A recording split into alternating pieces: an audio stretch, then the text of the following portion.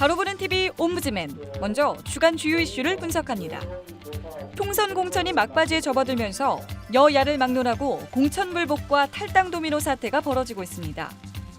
오직 국민 편에서 일하겠다는 국민과의 약속을 지키려 했던 지난날의 저의 선택이 이처럼 쓰라린 보복을 안겨주었습니다.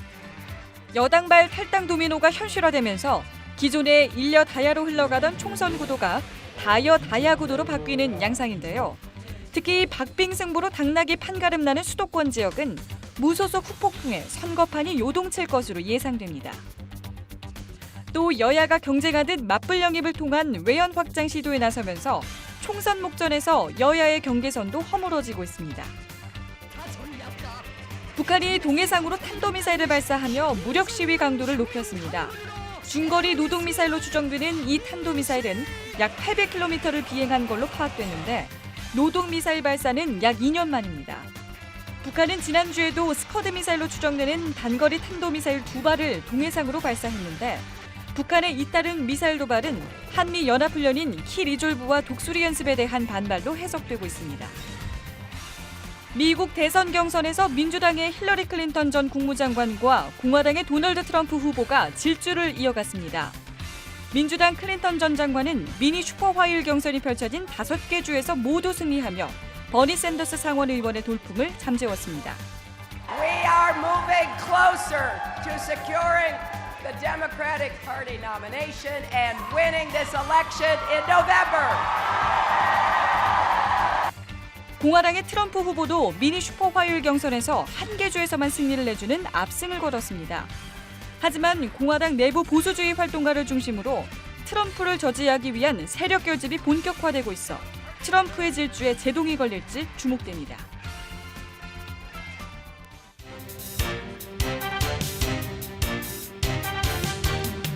안녕하십니까. 바로 보는 TV 옴부즈맨 조미령입니다.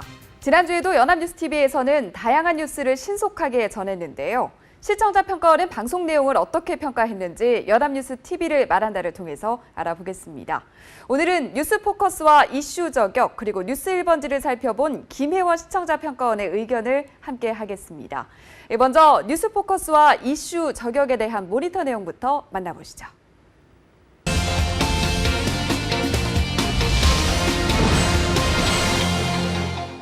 뉴스 포커스는 다양하고 알찬 고품질의 뉴스, 감동과 공감이 있는 뉴스, 그리고 스토리가 있는 뉴스를 전달한다는 목표로 만드는 오전 종합 뉴스 프로그램입니다. 3월 9일 뉴스 포커스에서는 윤상현, 김무성 죽여버려 파장 일파만파라는 주제로 전문가들의 심도 있는 담화를 준비했습니다. 먼저 앵커는 이맘때쯤이면 스멀스멀 피어나는 익숙한 여의도의 풍경이기는 하지만 새누리당에서 나온 죽여버려라는 말은 나가도 너무 나간 것 같습니다. 일그러진 공천 문화 어디서 고장이 난 것일까요? 라는 질문을 던졌습니다. 전문가들은 사건의 뒷배경을 설명해주며 파급 효과를 점치거나 사건이 갖는 의미에 대해 풀이하면서 총선 국면에 대한 정치 비평을 함께 해주었습니다. 먼저 전문가들은 이 사건이 불거져 나온 배경을 친박과 비박의 싸움으로 진단했습니다. 윤상현 의원이 누구와 통화한 것인가 하는 세간의 관심에 집중하기보다는 이러한 사건을 통해 친박계와 비박계의 갈등과 추후 전국에 어떠한 영향을 미칠 것인가에 대한 논의를 주로 해나갔습니다. 또한 여론을 통한 반전을 노리는 비박계가 이 사건을 오히려 수세의 기회로 삼지 않을까 하는 추측을 해주었습니다. 한국자유연합 김성욱 대표는 이런 사안이 불거지게 된 것은 새누리당의 자만과 교만의 결과가 아닌지 질타하면서 국민에게 희망을 주지 못하는 집권당에게 각성을 촉구했습니다. 또한 이번 총선은 정책이 사라지고 공천으로 싸우는 모습만을 국민에게 보이는 것이 아닌지 비판하였습니다. 이종훈 정치평론가의 경우 이 사건은 윤상현 의원 개인 혼자만의 생각으로 얘기하진 않았을 것이라며 청와대와 친박계에게 살생부가 있기 때문에 이런 얘기를 했을 것이라 추측하였습니다. 특히 녹음 파일이 공개된 것은 친박계 중진들이 친박계 소장들에게 경고의 메시지를 준 것 아닌가 하는 의심도 해보았습니다. 4명의 전문가들과 함께 사건의 이면, 뒷배경에 대한 풍부한 이야기를 들어볼 수 있고 정치계에 미치는 파장, 그리고 비판적인 관점의 정치 평론 등까지도 접할 수 있어 이슈 간의 풍부한 정보를 얻을 수 있었습니다. 다만 아쉬웠던 것은 사건 그 자체에 대한 팩트 설명이 일목요연하지는 않았다는 점입니다. 언제 어떻게 녹음 파일이 공개되었고 그에 대해 윤상현 의원과 김무성 의원 등의 반응이 어떠했는지, 공식적인 논평은 어떻게 이루어졌는지 등 사건 그 자체에 대한 설명이 좀 더 뚜렷했으면 더 좋았겠습니다. 이 사건이 갖는 의미에 대해서는 잘 알 수 있었지만 실제로 녹음 파일이 어떻게 공개되었는지에 대해서는 긴 시간의 토론을 듣고도 알 수 없었기 때문입니다. 전문가들과의 대담을 통해 이슈에 대한 깊은 이해를 도모할 뿐 아니라 인포그래픽 등의 프레젠테이션 방법을 동원해서 사건 그 자체에 대한 명료한 정보도 함께 보여주기를 기대합니다. 다음은 이슈 저격에 대한 모니터 내용을 말씀드리겠습니다. 이슈 저격은 평일 오전 9시 25분부터 10시 20분까지 방송되는 뉴스 종합 프로그램으로 박진영 앵커의 긴장감 있는 진행이 인상적이었습니다. 3월 11일에는 남방열사 김부선 주장 맞았다라는 흥미로운 제목으로 보도를 해주었는데요. 이슈 저격수로 백성문 변호사가 출연하여 아파트 회계 감사 결과에 대한 충격적인 내용을 전달해 주었습니다. 그동안 배우 김부선 씨가 아파트 관리비나 회계에 관련해서 줄기차게 문제를 제기해 왔는데요. 비리 내용이 사실로 밝혀진 것입니다. 박진영 기자는 정부는 그동안 뭐 한 겁니까? 라며 감시자로서의 언론의 역할을 잘 수행해 주었습니다. 백성문 변호사는 감사 결과에 대해서 세심히 다루면서 시민들이 감사 결과를 모니터링할 것을 촉구하기도 하고 김부선 씨의 활동에 대해서도 자세히 이야기해 줬습니다. 특히 김부선 씨가 기여한 부분에 대해서도 의미를 부여하는 한편 과도한 측면에 대해서도 문제 제기를 하는 등 균형 잡힌 시각을 유지해 주었습니다. 오전 시간대 이슈 저격 프로그램은 스트레이트 뉴스만으로는 파악하기 어려운 사안에 대해서 시청자들이 궁금해할 만한 사항들을 짚어내고 왜 이런 사건이 발생할 수밖에 없었는가에 대한 원인 분석을 전문가와의 대담 속에서 자연스럽게 풀어냅니다. 박진영 앵커는 날카로운 질문을 던지면서 프로그램을 긴장감 있게 잘 이끌어갔습니다. 다만 아쉬운 점은 사안별로 또는 종합적으로 앵커의 시각이나 해석을 좀 더 드러내는 멘트가 없었다는 점입니다. 전문가 패널과의 대담 후 앵커의 단독 멘트가 있었으면 좀 더 힘있는 프로그램이 될 수 있으리라 생각합니다. 뉴스포커스와 이슈 저격을 살펴본 김혜원 시청자 평가원의 의견을 함께 하셨는데요. 뉴스 1번지와 생생네트워크는 또 어떤 평가를 받았는지 만나보시죠.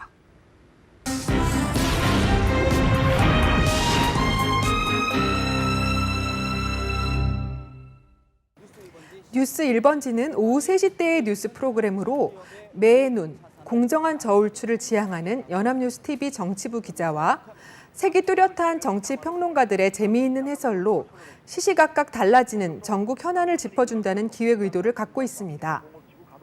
3월 10일 뉴스 1번지에서는 북한 조평통 담화로 고강도 대남 공세, 의도는? 이란 제목으로 대북한 이슈를 다루었습니다. 먼저 조평통의 성명 내용을 들어본 후 송영성 전 의원과 강명도 교수의 대담을 이어갔는데요. 조평통 담화는 이 시각부터 북남 사이 채택 발표된 경제협력 및 교류 사업과 관련한 모든 합의들을 무효로 선포한다. 조선 괴뢰 패당이 일방적으로 금강산 관광과 개성공업지구 가동을 전면 중단한 것만큼 우리는 우리 측 지역에 있는 남측 기업들과의 관계기관들의 모든 자산을 완전히 청산해버릴 것이다. 라는 격앙된 발언으로 전개되었습니다. 윤석이 앵커는 북한의 발언 수위와 남측 자산의 몰수 범위에 대해 전문가들에게 질문하였습니다. 송영선 정 의원과 강명도 교수는 북한의 발언이 이미 얘기한 것들을 다시 반복한다는 면에서 사실은 대화를 하고 싶다는 의도가 아닐까 하는 추측을 해줬습니다. 특히 동결, 청산, 몰수 등의 단어가 국내에서 의미하는 바와 북한에서 의미하는 바가 다르다는 것을 꼼꼼히 짚어주면서 가장 강력한 언어를 구사하는 이유가 북한의 위기의식을 말해주는 것이라고 강조해 주었습니다. 개성공단은 금강산과 달리 북한에서 직접적으로 경제적 타격을 받게 되는 부분이기 때문에 북한은 머지않아 협상 조건을 제시할 것이라고 추측하였습니다. 또한 북한은 이산가족 문제를 조건으로 내걸게 될 것이라고 이야기하였습니다. 북한을 너무 궁지로 모는 것 아니냐는 우려에 대해서는 그동안 북한이 핵무기 개발에 대해 지속적으로 공개하고 실험을 강행해 온 것들이 결국 국제사회 속에서 자신의 입지를 강화하고 우리나라나 일본 국민들을 위협하기 위함이라는 것을 지적하면서 북한이 사이버 테러 같은 방식으로 도발할 것을 대비해야 한다고 강조하였습니다.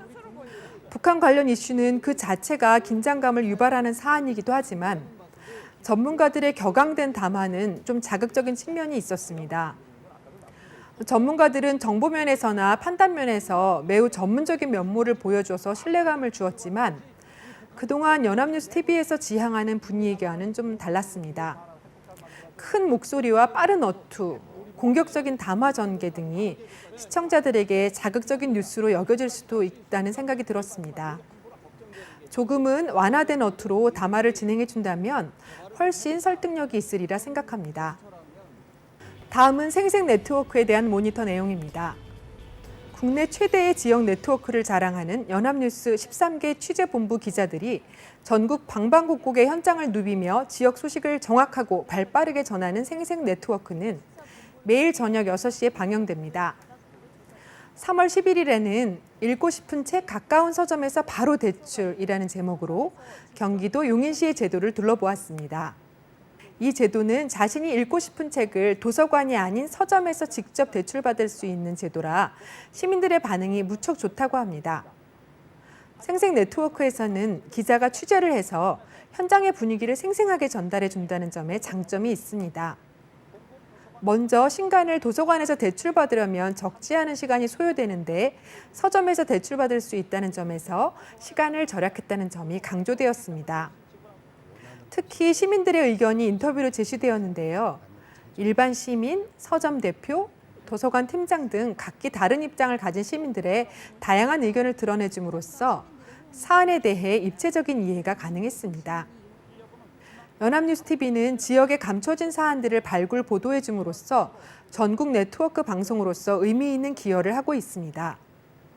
국내 최대의 지역 네트워크를 자랑하는 연합뉴스의 저력이 생생 네트워크를 통해 잘 드러나도록 지속적으로 지역민들의 목소리를 현장성 있게 담아주신다면 우리 공동체를 위한 큰 기여가 되리라 생각합니다. 지금까지 연합뉴스의 프로그램 중 뉴스 1번지와 생생 네트워크를 중심으로 살펴본 내용을 말씀드렸습니다.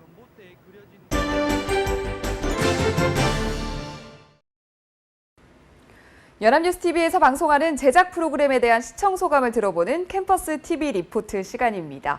오늘은 기업비사 그때 그 선택을 살펴본 경희대학교 체육학과 이정태 학생 나와 있습니다. 어서 오세요. 네, 안녕하세요. 네, 기업비사 그때 그 선택을 모니터했다고 들었는데 어땠나요? 네, 지난주 방송에서는 국민 전자제품 기업이죠. 쿠쿠전자의 탄생 배경부터 빠르게 성장할 수 있었던 비결까지 살펴볼 수 있었습니다. 특히 쿠쿠전자의 성공과 좌절을 함께했던 당시 직원들의 생동감 넘치는 인터뷰를 통해 기업의 역사에 대해 더욱 자세히 알 수 있었습니다. 네, 그러면 지난 13일 방송분에 대한 모니터 내용 자세히 전해주시죠. 네, 기업비사 그때 그 선택은 기업의 흥망을 좌우하는 기업가의 결단의 순간과 그 뒤에 감춰진 비밀스런 뒷이야기들을 다루고 있는데요. 쿠쿠전자는 과연 어떤 고된 순간들에 직면했는지, 그리고 그 고난들을 어떻게 극복했는지 자세한 모니터 내용 지금부터 전해드리겠습니다.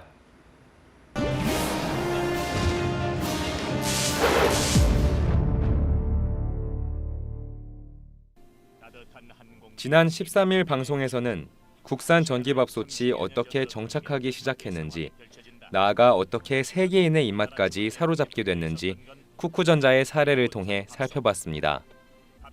도입부에서는 초기 전기밥솥 사진과 당시 신문에서 다루고 있는 전기밥솥에 관한 기사들을 보여주며 시청자들의 흥미를 끌었습니다.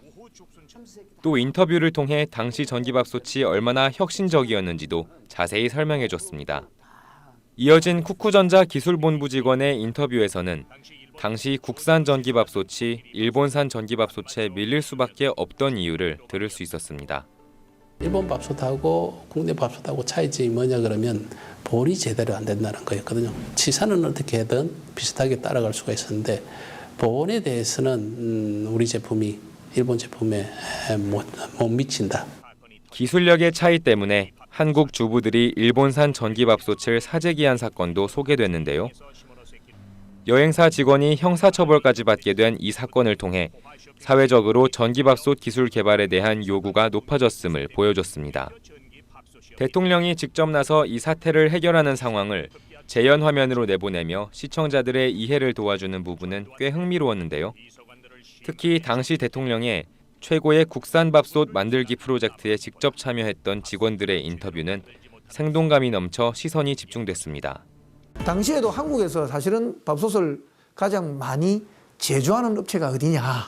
저희 회사에 연락이 와가지고 프로젝트가 정부에서 지원을 할 테니까 한국에서 일본에 못지않게 일본 수준을 능가할 수 있는 밥솥을 만들려고 그러면 무엇이 필요하고 어떤 게 필요하냐. 그걸 연구를 해라. 이후 지금의 쿠쿠전자인 성광전자가 최고의 전기밥솥을 개발하기 위해 고군분투하는 모습들을 그려나가는데요. 영업 실패나 외환 위기 같은 당시 힘들었던 환경 등 다양한 각도에서 당시 상황을 설명해주며 시청자의 이해를 도왔습니다. 또 재연 화면과 인터뷰뿐만이 아니라 당시의 실감나는 자료 사진들을 통해 지금의 쿠쿠전자가 있기까지 결코 쉽지만은 않았음을 생생하게 보여줬습니다. 이어진 쿠쿠전자 기술연구소 직원의 인터뷰를 통해서는 당시에 열악했던 연구개발 환경이 그대로 드러났습니다. 당시에 저희 회사 같은 경우에 마땅한 시험실이 없어서 옥상에서 이제 시험을 좀 했습니다. 그런데 한여름에 이제 그 시험을 많이 할 때 땀도 좀 뻘뻘 흘리고 우리 조건과 맞는 그 압력 상태를 찾기 위해 가지고 수많은 시험을 했던 기억이 있습니다. 후반부에서는 당시 화제가 됐던 쿠쿠전자의 첫 TV CF를 보여줬는데요. 화면을 통해 당시 CF를 시청하니 왜 당시에 화제를 몰았었는지 쉽게 이해할 수 있었습니다. 그리고 CF의 주인공이었던 이상벽 씨가 직접 출연하여 본인이 모델이 되었던 계기 등 당시 상황에 대해 인터뷰하는 모습을 보여주며 시청자들의 향수를 불러일으켰습니다.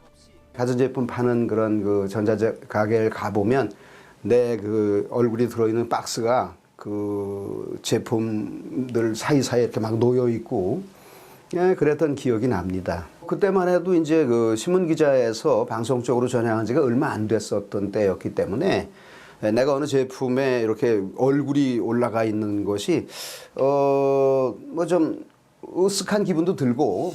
쿠쿠라는 이름이 무슨 뜻인지, 어떻게 생겨나게 됐는지에 대한 궁금증도 풀어줬는데요.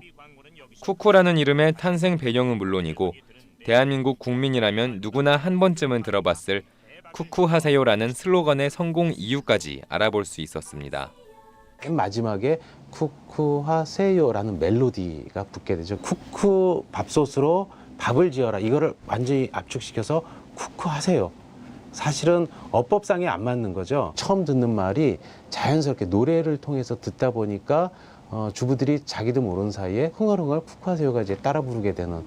이어서 저출산과 1인 가족 증가 등 국내 전기밥솥 시장이 둔화되기 시작한 이유를 자세하게 알려주며 쿠쿠전자가 중국으로 진출할 수밖에 없었던 이유를 설명해줬습니다. 중국에 진출하게 된 쿠쿠전자 직원들이 쌀 품종의 차이를 극복하고 해외 영업망을 구축하는 모습도 소개되는데요. 이런 노력 끝에 마침내 대다수의 중국인들이 한국 밥솥을 사용하고 있는 사진을 보여주어 보는 이의 가슴을 뭉클하게 만들었습니다. 마지막은 당시 회장이었던 구자신 회장이 공장 벽면에 써놓았다는 글귀로 마무리됐는데요. 최고의 품질로 사회에 봉사한다 라는 문구를 통해 쿠쿠전자가 성공할 수 있었던 이유는 바로 기업가의 이런 투철한 정신이 있었기 때문이 아닌가 생각해 볼 수 있었습니다. 하지만 실제로 쿠쿠전자 공장 벽면에 쓰여 있는 글귀의 사진을 보여줬다면 감동은 더 컸을 것 같다는 아쉬움이 남았습니다. 기업비사 그때 그 선택은 한 기업의 탄생 배경과 성공하기까지 고군분투하는 모습을 통해 시청자에게 뜻깊은 교훈을 주고 있는데요. 앞으로는 또 어떤 기업의 성공 스토리를 볼 수 있을지, 또 어떤 교훈을 얻을 수 있을지 기대가 됩니다. 지금까지 캠퍼스 TV 리포트였습니다.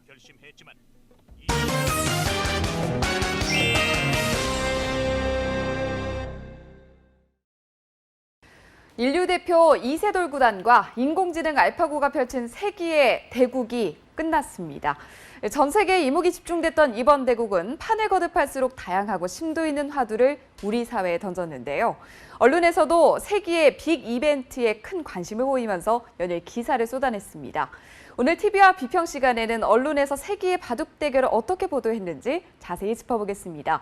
동아방송예술대학 정은희 교수님 자리하셨습니다. 교수님 어서 오세요. 안녕하십니까. 네, 먼저 세기의 대결, 우리 언론들은 어떻게 전했는지 좀 정리해 주시죠. 네, 이번 뉴스는 먼저 알파고, 즉 인공지능에 대한 이해가 좀 필요해 보입니다. 네. 인공지능은 인간의 학습 능력, 추론 능력, 또 자연 언어 이해 능력 등등을 컴퓨터 프로그램으로 실현시키는 기술이라고 할 수 있습니다. 그중에 지금 만나보셨던 그 알파고는 예. 구글이 소유하고 있는 인공지능 개발업체 딥마인드가 창조해낸 바둑 프로그램입니다. 알파고는 이미 2015년 10월에 유럽의 바둑 챔피언 판후이 2단을 상대로 5번의 경기를 펼쳐서 5번 모두 승리를 한 경험을 가지고 있습니다. 그러니까 즉 인공지능이 프로 바둑 기사를 넘어선 것을 우리는 볼 수가 있었죠. 네. 사실 이 바둑이라는 것은 4,000년이 넘는 역사를 가지고 있다고 합니다. 체스가 위치마다 가능한 수가 한 20개 정도라고 하면 바둑은 200여 개가 된다고 합니다. 네. 그리고 경우의 수 자체도 10에 170승 정도 된다고 하니까 정말 창의적이고 복잡한 경기라고 할 수 있겠죠. 그래서 체스는 1997년에 이미 체스 세계 챔피언을 IBM이 개발한 슈퍼컴퓨터 딥블루가 꺾은 경험을 가지고 있는데요. 체스는 그렇다 하더라도 바둑만큼은 인간의 미지의 영역으로 남아있지 않을까 해서 이세돌 구단과 알파고의 이번 대국은 정말 비상한 관심을 모았습니다. 연일 엄청난 기사들이 쏟아졌는데요. 아주 자극적으로 인간과 기계의 대결이다 이런 기사들도 사실 많았고요. 또 인공지능에 대한 그런 정보, 인공지능이 인간을 넘어섰다. 또 이세돌 구단 요즘 인기가 좋습니다. 네. 집중 조명 등 다양한 시각에서 언론이 비상한 관심을 보이면서 기사를 쏟아냈습니다. 네. 외신들은 어떤 반응을 보였는지도 궁금한데요. 외신들 역시 반응이 아주 뜨거웠습니다. 역시 세기의 대결 다 왔는데요. 대국을 앞두고 영국의 가디언은 이세돌 구단이 인류를 지키기 위한 자리에 섰다라고 얘기를 했습니다. 그만큼 이번 경기가 그 단순한 승부 이상의 의미를 가지고 있다고 분석을 했고요. 특히 알파고가 승리를 한다면 인류가 기계보다 유리하다고 믿었던 마지막 영역이 무너진다라고도 분석을 했습니다. 미국 MBC 뉴스 역시 바둑은 굉장히 복잡하고 창의적인 경기라고 하면서 컴퓨터가 과연 인간의 직관을 모방할 수 있는지 확인할 수 있는 그런 계기가 될 것이다 라고 했습니다. 네. 이번 경기를 통해서 우리가 최종적으로 얻어야 할 것은 인류 의료공학과 또 실버케어 로봇에 사용되는 인공지능이다라고 평하기도 했고요. 파이낸셜 타임즈는요, 또 알파고 개발자인 하사비스와의 인터뷰를 통해서 여전히 인간 수준의 그런 인공지능을 개발하는 것은 수십 년이 걸리겠지만 인공지능의 학습 알고리즘 유연성과 문제 해결 능력을 확인하는 그런 계기가 될 것이다라고 평했습니다. BBC가 아주 흥미롭게 얘기를 했는데요. 네, 어떤 내용인가요? 네, BBC는 이세돌 구단과 알파고를 다윗과 골리앗에 비교를 하면서 네. 미래 패권을 위해서 인간과 기계가 나섰다, 대결을 한다라고 평했습니다. 살짝 이세돌 구단이 겁을 먹은 것 같다라고도 얘기를 했는데요. 이것은 이세돌 구단이 BBC와의 인터뷰를 통해서 바둑은 아무래도 상대방의 숨소리도 느끼고 기도 느끼면서 해야 되는데 이번엔 그렇지 않을 것 같다라고 얘기한 데서 비롯되기도 했습니다. AP는 만약 알파고가 승리를 한다면 인공지능 세계의 아주 역사적인 순간이 될 것이라며 이세돌 구단 역시 기계가 모방할 수 없는 아름다운 인간의 영역을 보여줄 것이라고 기대감을 높였었죠. 그러나 경기가 진행되면서부터는 다소 또 알파고의 승리가 이어지면서 연일 다른 보도들이 많이 소개가 됐습니다. 뉴욕타임즈는 구글 소프트웨어가 아주 복잡하다는 바둑 경기에서 인간 챔피언을 꺾었다라고 얘기를 했고요.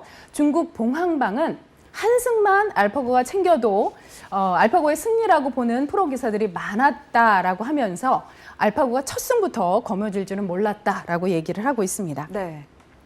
프랑스의 르몽드와 그리고 미국 NBC 뉴스 역시 이세돌 구단의 패배 소식을 전하면서 알파고의 승리로 인공지능의 한계를 넓혔다라고 얘기를 했고요. 경기를 마치면서는 AP통신은 이세돌 구단의 1승은 그래도 역시 인공지능이 아직은 완벽하지 않다는 것을 보여주었다라고 얘기하고 있습니다. 네, 다시 우리 언론 보도 내용으로 집중을 해서요. 지나치게 인간과 기계의 대결 구도에 집중하지 않았나 싶은데요. 사실 이번 대결 자체가 사회에 던지는 메시지가 적지 않잖아요. 이런 부분을 좀 분석하는 데는 소홀하지 않았나라는 지적도 있거든요. 교수님께서 그렇습니다. 어떻게 생각하세요? 네, 물론 이번 대국은 바둑에 비록 관심이 없으셨던 분들도 아마 비상하게 연일 보셨을 겁니다. 저도 눈을 뗄 수 없을 만큼 아주 집중하게 됐었는데요. 하나의 큰 사건이었죠.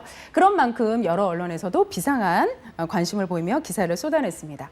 그런데 가장 큰 관심은 역시 인간과 기계의 대결이었고 누가 이기나 하는 것이었습니다. 사실 인공지능에 대해서는 터미네이터나 AI 같은 인공지능을 다룬 영화 속에서 여러분들께서 많이 접하셨을 텐데 제일 좋은 것은 인류의 생존과 성장에 이 인공지능이 큰 도움을 주는 것이겠죠. 그런데 영화 속에서는 늘 선악이 존재를 하다 보니까 우리의 사고에도 그런 모습이 좀 비춰지지 않았나 싶습니다. 그래서 인간과 기계가 어느 쪽이 강한가 이런 좀 자극적인 관심부터 시작을 해서 기계의 승리가 주는 불편함을 좀 토로하기도 했었고요. 인간이 기계가 깰 수 없는 마지막 영역을 지켜주기를 바라는 그런 모습도 있었습니다. 그러다 보니 일련의 대국을 치르면서 경기 결과를 보도하는 데 집중하는 모습이 있었습니다. 물론 경기 결과도 흥미로운 부분이었기 때문에 많이 집중 보도되는 건 사실이었죠. 그러나 이번 경기는 나름 큰 의미를 가지고 있습니다. 인공지능을 모르셨던 분들도 인공지능의 현 주소를 보실 수 있는 계기가 됐고요. 또 인공지능의 명암, 또 인공지능의 미래까지도 확인해 보실 수 있었습니다. 여기에 인류가 가지고 있는 핵심 가치는 또 무엇인가를 고민해보는 그런 계기가 됐었는데요. 이럴 때일수록 경기의 그 정확한 분석, 또 판단, 미래를 위한 조망 이런 것들이 좀 필요해 보이지 않나라는 생각이 들고요. 저도 이번에 인공지능의 그 경기 실력에 사뭇 놀랐거든요. 그렇다면 인공지능의 현 주소 그리고 내일까지도 짚어보는 그런 정보 제공 기사가 많았어야 하는 것이 아닌가 조금 다소 아쉬운 부분이 듭니다. 그리고 이세돌 구단 정말 열심히 싸웠습니다. 너무 멋있는 모습이었는데요. 그래도 이세돌 구단의 입장에서는 굉장히 생경한 경험이었을 겁니다. 감정이 없는 기계와의 싸움이기 때문에 늘 싸움을 하던 이세돌 구단의 입장에서는 좀 생경하지 않았을까 싶은데요. 그런 자세한 보도들이 더 이루어졌다면 어땠을까라는 생각이 듭니다. 네, 앞서 얘기해 주신 내용을 바탕으로 앞으로 관련 보도를 할 때 우리 언론들이 어떤 부분을 주의하면 좋을지도 콕 집어주시죠. 네, 인공지능에 대해서 한층 이해할 수 있는 그런 대국이었습니다. 바둑은 인간만이 할 수 있을 것이다라고 생각을 했지만 결과는 그렇지 않았습니다. 그렇기 때문에 인공지능이 인류에 어떻게 도움이 될 수 있는지 정보를 제공해 주시는 그런 기사가 많았습니다. 좋겠습니다.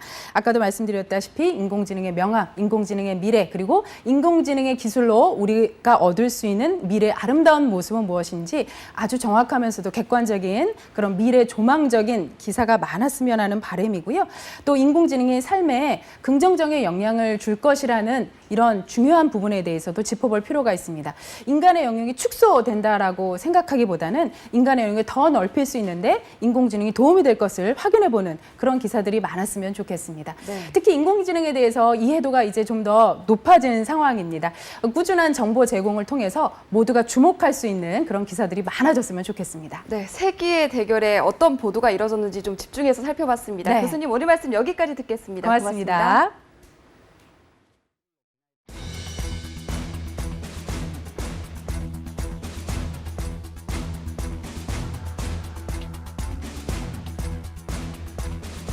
확실히 실력적인 부분보다는 심리적인 부분, 그런 뭐 집중력이라든지 이런 부분에서는 뭐 인간이 따라올 수 없기 때문에요. 그런 부분에서는 역시 사람이 역시 이긴다라는 건 좀 어려운 부분이 있는 것 같습니다.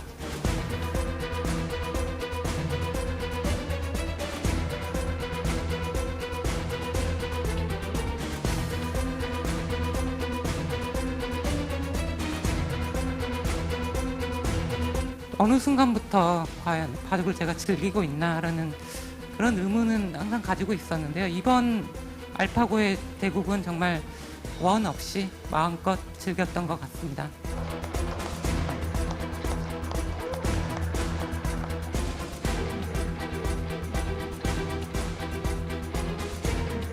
더 발전하는 이세돌 보여드리도록 하겠습니다. 감사합니다.